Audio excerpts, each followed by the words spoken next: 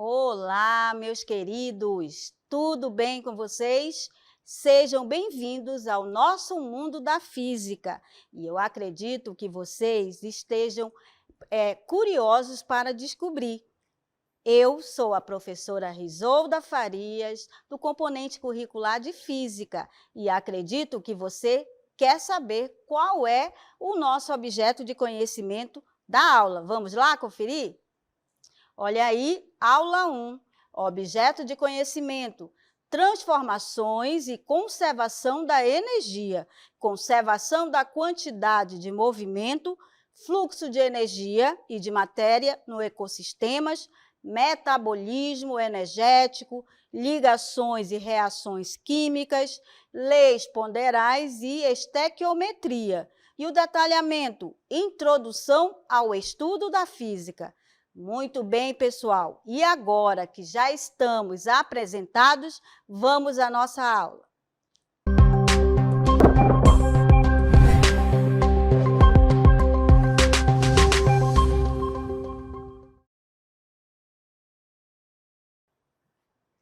Muito bem, pessoal. Nossa aula envolve aí a introdução ao estudo da física.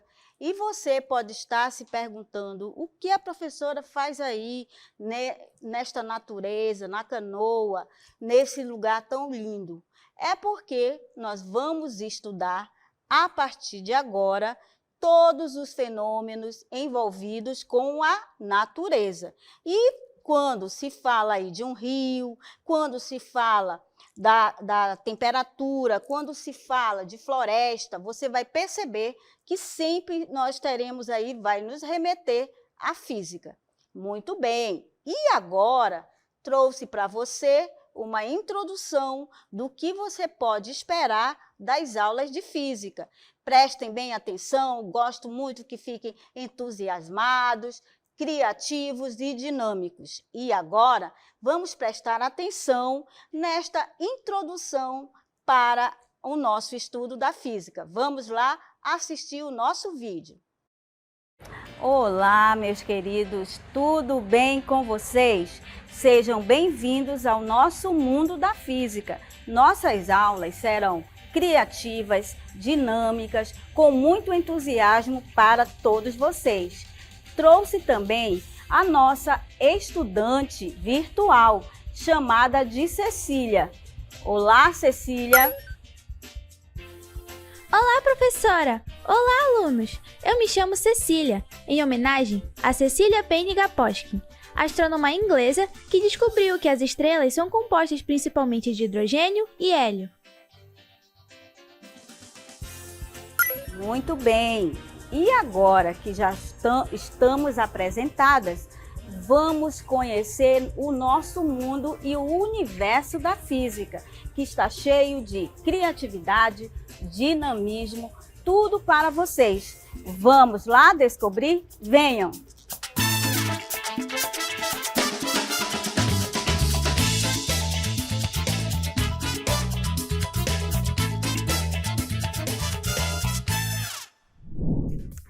Olá, pessoal! Agora nós vamos iniciar a aula de física. Não somos apenas professores e estudantes, mas exploradores curiosos em busca de compreensão. A física é a linguagem que busca descrever o funcionamento do universo e juntos vamos decifrar seus mistérios. Eu estou aqui para apoiá-los em cada etapa, responder a todas as perguntas e tornar esta jornada educacional não apenas informativa, mas também inspiradora. A física é uma aventura intelectual e eu estou ansiosa para embarcar nela com todos vocês. Vamos começar esta jornada? Prepare-se para explorar, questionar e descobrir o incrível mundo da física. Bem-vindos à aula de física! Muito bem, pessoal. Viram aí a nossa introdução? Então é assim que eu quero que vocês gostem e comecem a explorar a física. Observa o que eu tenho aqui do lado. Ó. Física. Para que serve isso? Você observa por que estudar física? Porque ela está envolvida aí na nossa sociedade, principalmente com as novas tecnologias, porque sem ela nós não poderíamos estar conversando com vocês. Logo, quando se fala em física, eu preciso entender e explorar os fenômenos naturais. E agora, com base nesse questionamento, física, para que serve isso? Trago para você um vídeo com esses questionamentos. Vamos lá assistir? Então, eu acredito que física seja a ciência, né, que estuda ali os fenômenos da natureza, como, por exemplo, tempestades magnéticas, dentre outros, tá bom? Física é a ciência que estuda as várias interações que nós temos no universo, sejam elas físicas, luminosas, e a física ela ajuda a nos explicar essas interações. Para mim, eu sou química, né? Então para mim a física é uma ciência, né? Que ela ajuda a entender um pouquinho melhor sobre os principais fenômenos da natureza. Física é uma ciência que ela é muito importante, muito interessante e a gente consegue enxergar a aplicabilidade da física no nosso dia a dia. Muito bem, pessoal. Olha só. O vídeo nos retratou o seguinte: vários professores comentaram e você também pode se perguntar, por que estudar física? Você vai perceber que a física ela é muito importante, que ela está envolvida aí com a natureza. Claro, sem mais conversas, vamos lá definir o que é física. Vejam aí comigo. O que é física? Trouxe aí para você uma imagem que temos aí a energia, temos aí barcos, temos, enfim, uma cidade iluminada. Aí eu pergunto, né, o que é física? Física é uma ciência voltada ao estudo dos fenômenos naturais, baseando-se em teorias e por meio da observação e experimentação. Percebam e observem comigo que a física, quando se diz que ela é voltada ao estudo dos fenômenos naturais, ela é tão importante, essa ciência, que ela foi dividida em duas, a física clássica e a física moderna. Logo, vejam onde estou. Ó. Percebam aí, ó, estou aqui em uma estrada, em uma rua, em uma avenida. Por quê? Porque temos que entender que a física é principalmente dividida de acordo com a modalidade do fenômeno. Toda vez que eu falar de física, ela foi dividida didaticamente. Por quê? Porque na física temos aí várias áreas do conhecimento. Então, eu não poderia ficar somente falando fenômenos naturais. E como ela é muito importante para as nossas tecnologias, para o estudo dos fenômenos, nós temos o seguinte. Como eu falei, a física ela está dividida em clássica e moderna. Por quê? Como vieram vários questionamentos de forma didática, nós temos aí os ramos da física. Vejam, os ramos da física. O estudo da física clássica, como eu disse, temos aí a clássica e a moderna. Os ramos da física, ela é dividida em, olha lá, letra A, mecânica. Na mecânica, nós temos aí o seguinte, na mecânica é o ramo que estuda fenômenos relacionados com o movimento dos corpos. Aí você observa essa imagem, temos um carro em movimento, temos uma pessoa aplicando uma força, temos pessoas aqui jogando um futebol, chutando uma bola, e um navio ou um barco navegando aí pelos rios. E observe que essas quatro imagens representam muito bem a mecânica, que é o ramo que estuda os fenômenos relacionados com o movimento dos corpos. Como já falei, podemos citar esses fenômenos mecânicos, quando estudamos o movimento da queda de um corpo, o movimento dos planetas, a colisão de dois automóveis, movimento de um barco, entre outros. Então, observem, toda vez que se falar em mecânica, eu tenho aí que estudar o movimento dos corpos. Quando se fala da mecânica, esse é o nosso primeiro ramo. A termologia, já é a letra B, que é outro ramo da física.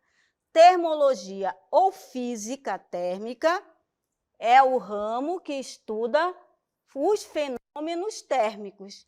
E na termologia, principalmente, vamos estudar o quê? A temperatura, o calor.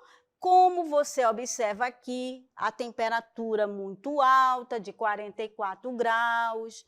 Uma pessoa fazendo a farinha tem ali um calor tremendo. Então, observem que, para esse ramo da física, ela é conhecida como, letra B, a termologia.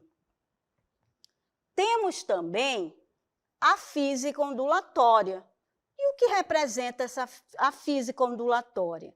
É o ramo que estuda as propriedades das ondas e as suas formas e meios de propagação. Estuda ainda os fenômenos sonoros, pois o som é uma onda. Aí você pode estar se perguntando, professor, é preciso eu decorar essas três? Mecânica, a termologia e a física ondulatória? Claro que não. Cada etapa você vai estudar cada uma. Mas hoje, como é uma introdução, nós vamos falar de forma geral cada uma. Aí você tem, para esse ramo da física, a física ondulatória, que é o ramo que estuda as propriedades das ondas e as suas formas e meios de propagação. Um outro ramo da física é a óptica. Vejam aí comigo que é a parte da física que estuda os fenômenos luminosos, como a formação da imagem. Como temos aí o olho, temos aí uma luneta, temos uma imagem que representa a lua, o microscópio, todos esses fenômenos representam, essas quatro imagens representam a óptica, que é a parte da física que estuda os fenômenos luminosos. Um outro estudo muito importante é a eletricidade. É o ramo da física que estuda os fenômenos elétricos e magnéticos. Também é muito importante essa área, principalmente para o nosso mundo moderno. Eletricidade, que é o ramo da física, que estuda os fenômenos elétricos e magnéticos. E quando se fala aí da física clássica, eu tenho aí esses ramos. Só que nos meados do século, no final do século XIX, queria se questionar muitas coisas sobre todos esses ramos.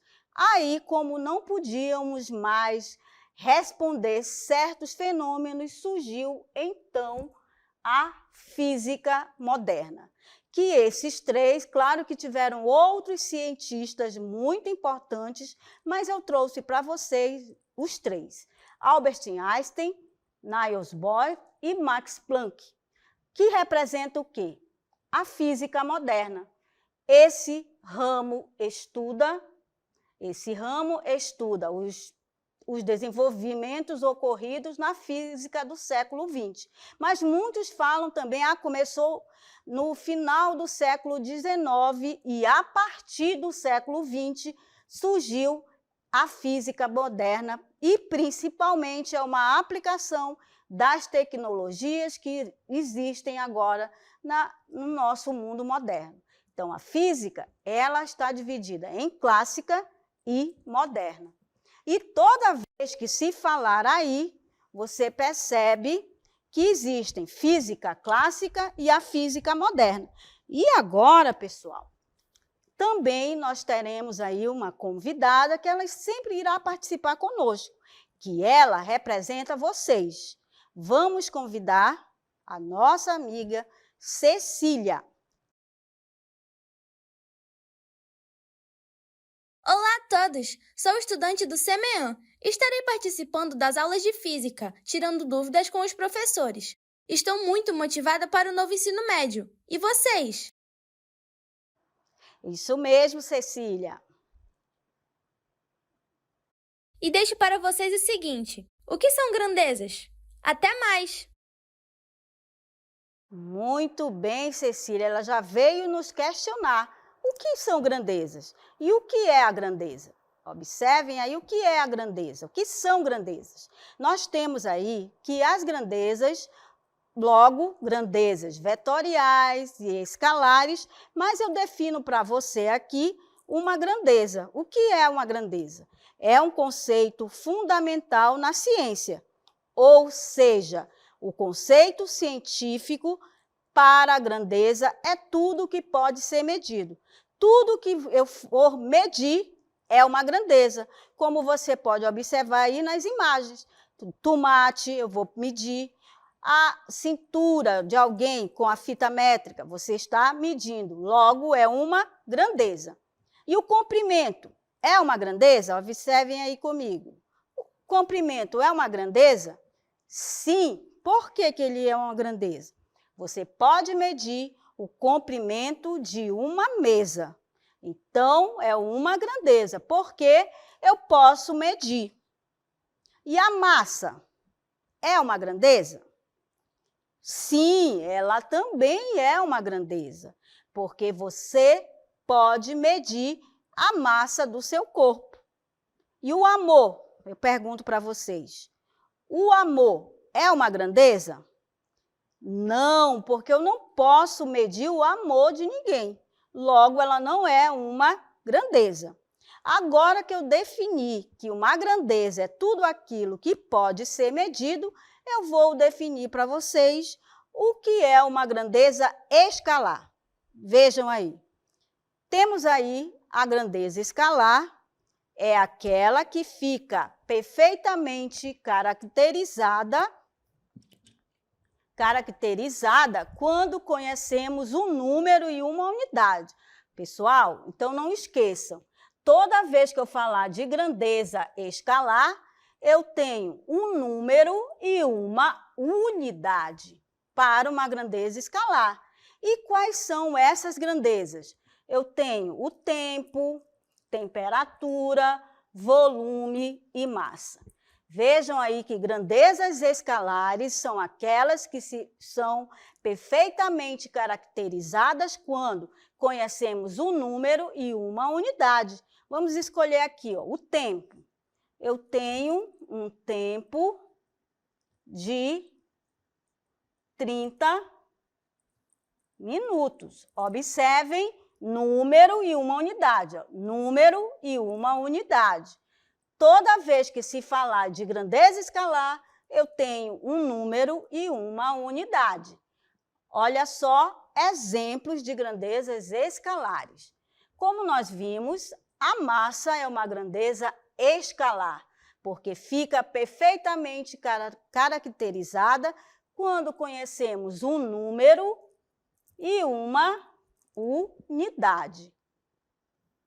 Logo, uma pessoa, quando você vai perguntar dela, que muitas das vezes nós confundimos, quanto você pesa? Aí você diz, o peso dela é tanto, mas o que nós estamos medindo é a massa. A massa de uma pessoa é 90 quilogramas, a massa, ok? Agora, um outro exemplo, a temperatura de uma grandeza.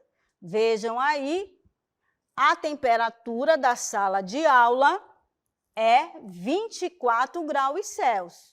Toda vez que eu falar de grandezas escalares, você tem aí que eu preciso ter um número e uma unidade. Então, nós vimos aí que as grandezas escalares são aquelas que eu preciso ter e ficar perfeitamente caracterizada quando conhecemos um número e uma unidade. Aí temos agora um outro exemplo de grandeza escalar. O volume é uma grandeza escalar porque fica perfeitamente caracterizado quando conhecemos um número e uma unidade. Então, não esqueçam, grandeza escalar, sempre eu terei um número e uma unidade. Aí temos o volume de uma caixa de leite é 1 litro. Aí eu tenho a grandeza, que eu vou representar com a letra V. Eu tenho uma caixa de leite que é igual a 1 litro. 1 litro. Logo, um número e uma unidade. Entendido? Grandeza escalar é aquela que fica perfeitamente caracterizada quando conhecemos um número e uma unidade, como nós vimos aí, o tempo, o volume, a massa e a temperatura. Claro que toda vida que falarmos de grandezas escalares, você tem aqui, ó. Exemplo ainda, o intervalo de tempo. Olha só, agora eu estou falando de quem? O intervalo de tempo. Vamos trabalhar assim, ó. Vou colocar ΔT, tá? Deixa eu colocar aqui ΔT. Aí você tem, ó, o intervalo de tempo, que é uma grandeza escalar, porque fica perfeitamente caracterizado quando conhecemos, olha aqui, um número e uma unidade. Aí você tem, ó, a aula do centro de mídias dura 30 minutos cada. Como eu estou falando do intervalo de tempo, e nós vamos trabalhar com o tempo, vamos trabalhar assim, ó, ΔT. O ΔT, como ele tem aqui 30 minutos, o intervalo vale 30 minutos. Logo, olha lá, número e uma unidade, ó. Número e uma unidade.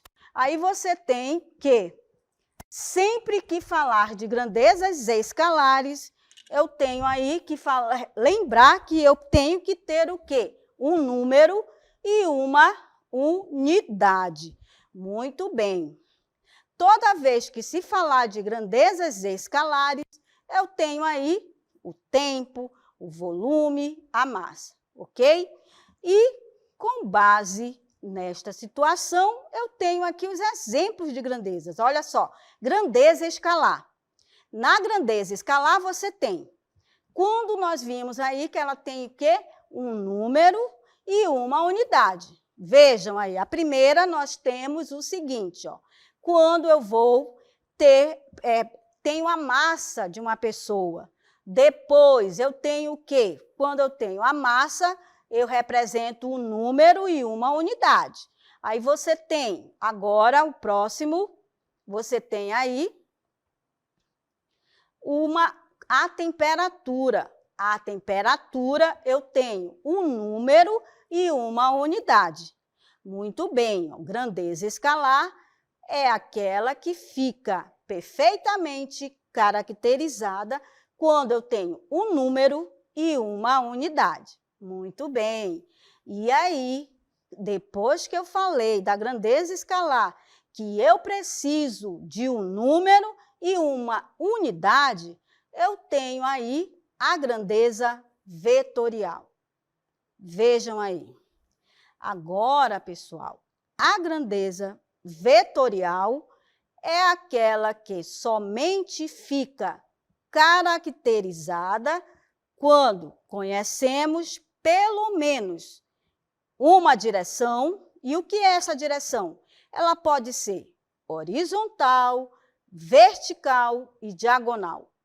Um sentido. Vejam que o sentido pode ser para cima, para baixo, para a direita, para a esquerda. Uma intensidade, um número e uma unidade, representado por uma seta. Toda vez que eu estiver falando de grandeza vetorial, eu preciso ter 3 características principais: a direção, o sentido e a intensidade. Olhem só na imagem, vejam aí na próxima, vejam aí. Grandeza vetorial, direção, pode ser vertical ou horizontal. Sentido pode ser para cima ou para baixo, para a direita ou esquerda.